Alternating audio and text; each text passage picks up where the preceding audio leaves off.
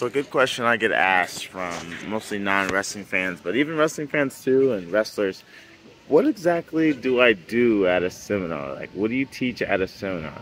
What happens at a pro wrestling seminar? Well, I'll tell you what typically is done, and then I'll tell you kind of what I like to do. So typically, they start with some basic stretching, a lot of neck stuff and back stuff, neck bridges and stuff like that, and squats and just general physical exercise. So I might have everybody like hitting squats together, the traditional, like the Japanese dojo stuff, push-ups, and you might have some partner stuff like some wheelbarrow walks and basic ass conditioning, that I've done a million times before in gymnastics, except at a harder level. So that's that. But a lot of that's needed if people are very new or really don't have any coordination in their body yet, or just kind of like using wrestling as an activity. Like, okay, I want to try something. Then all that's necessary, and you need to be doing that, like, what I mean, and maybe every day, every week, you need to be doing some work. But at a seminar, usually a seminar happens because a person's in town for a short amount of time, and they want to give some knowledge, and so I feel like you got to concentrate it a little bit, and maybe like all that stuff is kind of like a filler sometimes, for a lot of people, and we just tend to repeat it, because we see it, and that's the seminar we did. So anyway, and then from there, like, maybe you get in the ring, and then it's just like running drills where like you just hit the ropes back and forth and you run. It's good for footwork and timing, or maybe like headlock takeovers. And usually everybody kind of like makes a semicircle in the ring, and then one person will come out and like take a move, or one person will give a move, and then they'll either switch, or like that person will keep giving the move, and they just go around in a circle, and they just do that with maybe 12 different moves. Then at the end of that, it's like maybe they ask a few questions and they answer a few questions, but that part's not long, and then they wrap it up. So I don't know if like how much mileage people really get out of that. Like, I want to come to a seminar. Like, I've learned so much at seminars and training sessions from special guests like Chris Hero and Michael Elgin and Mike Quackenbush. One thing I really took from them is like they took their time. There was no like rush. They really were very thorough with their answers, and we didn't do a whole lot of that filler stuff in the beginning. Like, Chris Hero showed us a lot of actual useful, and Quackenbush showed us a lot of actual useful holds and transitions and stuff. And Michael Elgin would really get into the psychology and like why we should do this, or like why he feels this is better. So after all of that, I kind of came up with my own little flow, and I might take notes and have my notes in my phone for quick reference, but usually I never look at it. Usually I come out and I just go with the flow, go with the group. I've been teaching athletics for years, 13 years now, as long as I've been wrestling with gymnastics, and I've crossed over into wrestling as I got better at wrestling. So it's very natural for me to break stuff down and use analogies and teach things in a way people can understand. And if I could do that with kids, then of course I can do that with an adult. Maybe they don't have the same potential. Excuse me. Maybe they don't have the same potential and ability that a kid, can. But they understand up here better, so it makes it easy. And I think wrestling is a lot easier than gymnastics, overall. That doesn't mean everybody can do it, but anyway. So I like to pretty much like get everybody going right away. So we'll do a quick warm-up, and my warm-up is running the ropes. At our wrestling school, WWA4, we used to always, like, as soon as we got there, like, we had 4 rings or 5 rings, and we would run the ropes in every ring 40 times. And that's just because you need a cardio blast, when you get there. So I'll probably do 20, and I'll probably have them crisscross. So one person's going this way, and as this person goes this way, the other person goes this way. And that's also a good timing drill, because it helps them work on, it's not just go as fast as you can, but it's go with the pace of your partner. that you're in the ring with, so you guys don't collide. So if someone's naturally faster, he's got to slow down. If someone's naturally slower, he's got to speed up. And they got to find their rhythm and their cadence, and that's a simple thing to do. Plus, it's a warm-up, so I'll have them do 20 of those. Then the next, I'll have them get a partner, and like one person runs the ropes, maybe 10 times, and the other one throws a line at them, like a clothesline, and misses. And everyone just does the missed clothesline, elbow, clothesline. Like, nobody can hit clotheslines and elbows. Like, what? But, like, I want them to change it every time. So it's like clothesline, elbow, stop down, leapfrog, pass by, miss the kick, miss a different... Like, I want them to, like, think and work and try to do a different thing on every 10 strikes they miss. But maybe on the 10th one, they finally get the bump. Like, he bumps the person running. Oh, picks him up, tries to shoot him off. They reverse, and now the person's running is the one in the middle. And they just go again 10 times, and now they switch roles. They have to be creative and think of 10 misses or 9 misses. 10th one's a bump. Boom. Also, that helps with people working together and also doing things on the fly, because then you have to use your body language to communicate, because you may not know, okay, now I want to leapfrog. How do I tell this guy that's running at me that I'm going to jump and this guy's going to go under?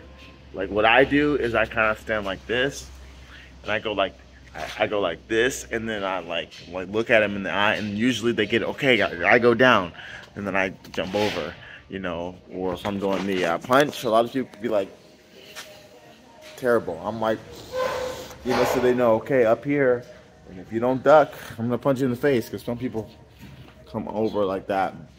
That's crap. So yeah, we'll probably do that. That'll take like 30-40 minutes right there if we get to it, you know.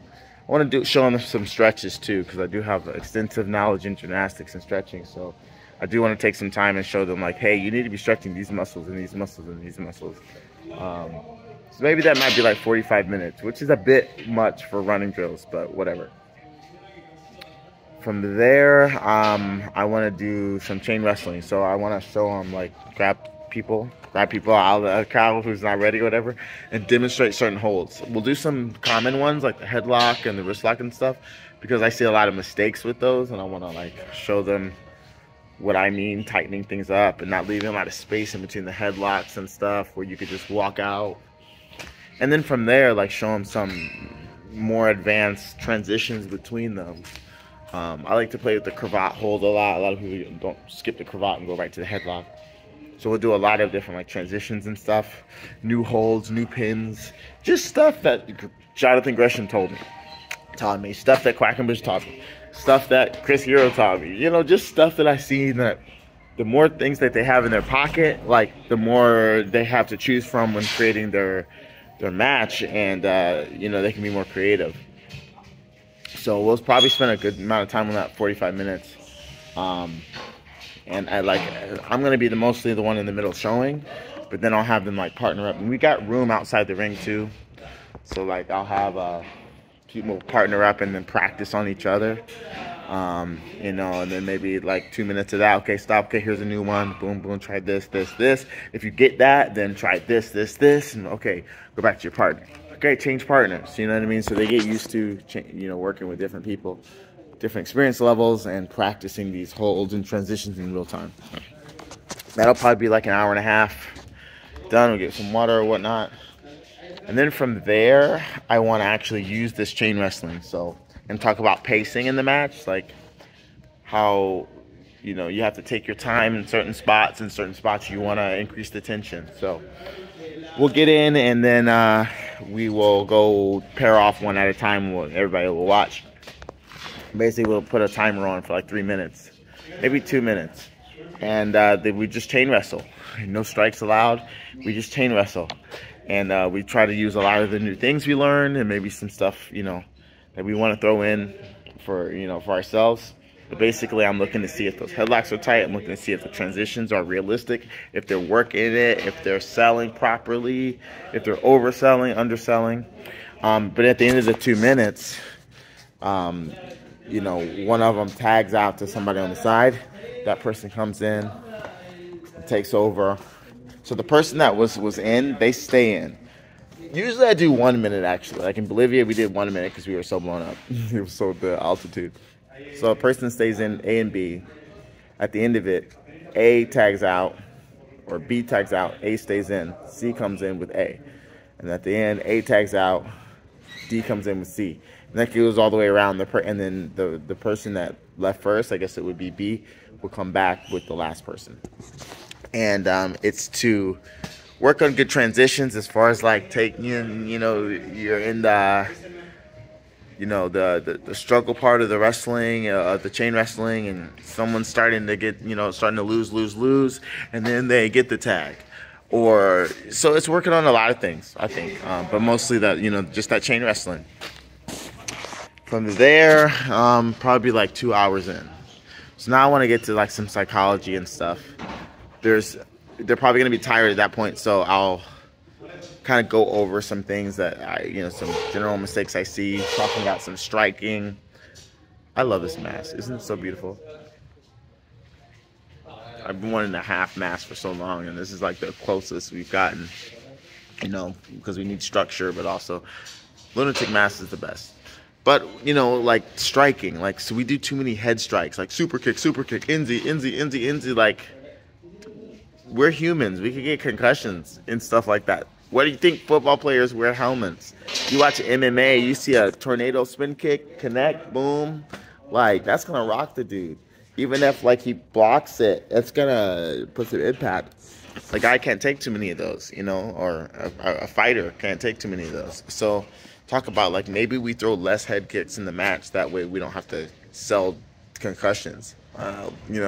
Maybe we save the head kicks until later when we're trying to kill the person. Maybe we do more body shots. That way we can like sell that more when we're not knocked out. And we can play with that. I don't see a whole lot of body shots. See the gut shot, the chest, the same stuff. But like, what if we like something, we tack the knee, grab the arm, strike the elbow, stuff like that. And I'll talk about like I really want to go over, this is a long video. I really want to go over like a structure, like how to make a match. Like shine, heat, comeback, finish. Mark Quinn says there's no, shines aren't real, but it's just perspective. The Mike Quackenbush described it as Act 1, Act 2, Act 3. Basically like the intro, the peril, and the triumphant return, like Batman. He uses Batman a lot, like, boom, I'm Batman. He's the Joker. This is our thing. Here's our characters. Then it's like, oh crap, Batman's in trouble. He's in jail. Like, Gotham is ruined. Oh, that was most of the movie. Batman, Dark Knight Rises or whatever. Maybe Bane. I'm getting confused. And in the end, Batman comes back to save the town. Like, that's the comeback. So, a lot of people never heard these concepts in their life.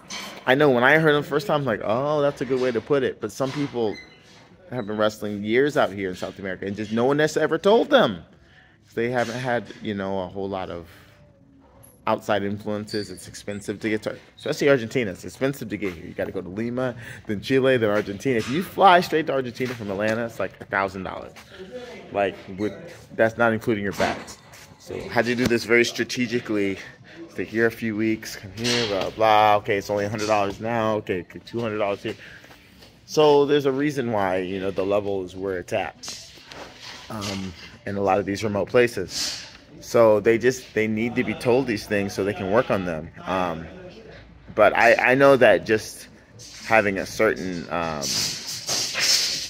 things told to me in a way where it clicked, it's like, wow, now from here I can get exponentially better.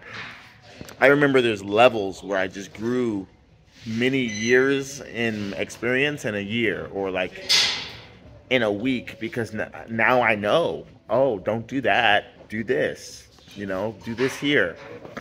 So I just want to give them like a shell, a template that they can use to create those matches. And a one-on-one match is going to be the most important thing that they need. But also multi-man matches. The show last night, there was 3 triple threat matches on there. Or 2 triple threat matches. 3 people. And I know they were probably clunky. And I don't know. I didn't watch them. But I know they weren't smooth. Because triple threats are kind of hard. Like, how do you approach a triple threat? Well, I got some ideas. But I want to give it to them. Maybe how do you approach a four-way, like the four-way we did last night? You know, well, it's similar as a one-on-one, but there's 4 people, so you got more flexibility, but more things can go wrong because there's more people, as things did last night, and it could get kind of crazy. So I want to give them some type of template. We only have 3 hours though, so like if I go too long with my own monologue, then we're gonna run out of time for questions, and I don't like to rush the questions. And I know they're gonna have plenty of questions. A lot of stuff I go over is gonna be already answered. He's gonna answer their questions, but then again, there's a lot that I'm sure that they want to ask, like, how do you make it WWE? How do you get to AEW? Like, all those questions are common and hard to answer, frankly, because it's like you gotta be one of the best. They gotta like you. But for them to like you, they gotta know about you. But for them to know about you, you gotta be there. You know what I mean? So it's like you gotta travel out. The answer is always leave your home and travel for a while. You know, be the best you can here and then go. Anyway, that's my almost 20-minute video. Jeez, of how I approach a seminar, and I've never even laid it out like that before. Like really laid it out. But anyway, we're gonna start around 4 o'clock and go to 7 or so. Before we do that, I love this mass. Me gusta. I'm gonna get some pizza or some food somewhere. I'm hungry. I had to check out of my Airbnb early today. Well, she gave me a late checkout, 12. She knocked on the door in a bra and panties. Like, who does that? Like, older lady, but she was kind of flirty the whole time. She was kind of a little tipsy too when I checked in. She's like, you know, drinking some wine. Oh, what's up? You know, really good vibes, cool. You know, I think her mom she lived in the apartment next to me, and her, like, another older lady, I think maybe her mom or auntie or whatever, was also there, and they were cleaning up, but they were like cleaning up, and she was cleaning up, and like it was weird. But gave her the key and everything. Oh, it's a pleasure, and you know, said bye, whatever, and left. No drama. But that never happened to me before. So anyway, in the ring together, get some food and get this going. Ariel Van Gogh, going to eat.